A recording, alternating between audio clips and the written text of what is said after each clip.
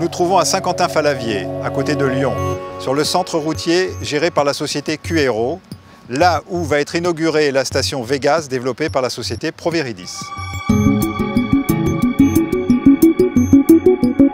Mon cher Eric, quel plaisir de te retrouver aujourd'hui et surtout quelle aventure vécue par Proviridis depuis 2012, date à laquelle Proviridis a adhéré à la FGNV. On est très content d'être venu à la FGNV à cette époque et on ne s'est pas trompé. Le GNV se développe, tu en es le témoin, il y a des stations de partout. Aujourd'hui, on inaugure notre station GNL de Saint-Quentin-Fallavier et derrière, surtout, on commence à déployer des stations pour tous les transporteurs et les opérateurs de transport. On fait des stations privatives. C'est pour cela qu'on a créé Génie-Eco, qui s'occupe de la conception et la maîtrise d'œuvre de toutes les stations.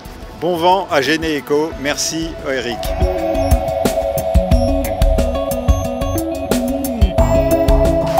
Serge, merci de nous recevoir sur cette station. Donc Eric Ranco nous a présenté tout à l'heure la belle dynamique de Proviridis.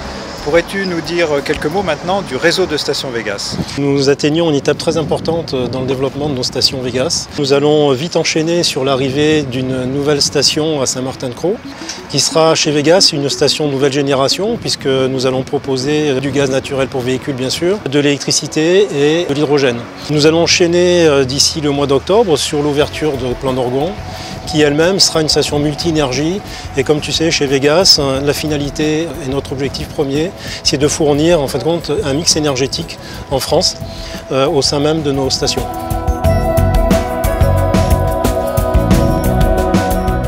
Pour l'ADEME, le transport de marchandises et de personnes au gaz est un enjeu fort pour deux raisons.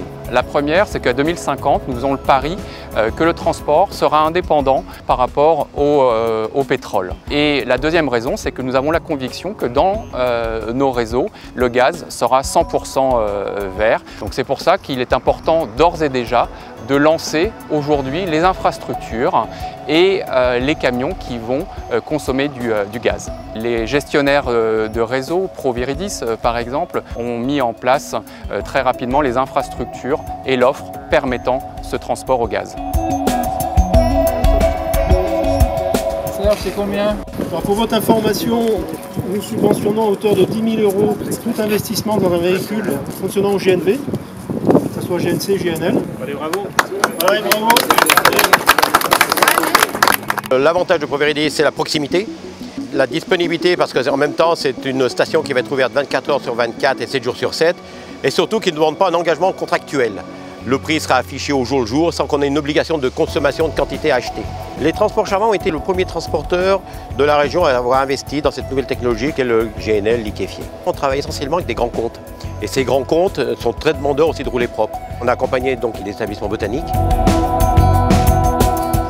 Donc Botanique est une entreprise qui est très sensible à l'environnement. Donc on a rentré à 2 semis au gaz pour commencer.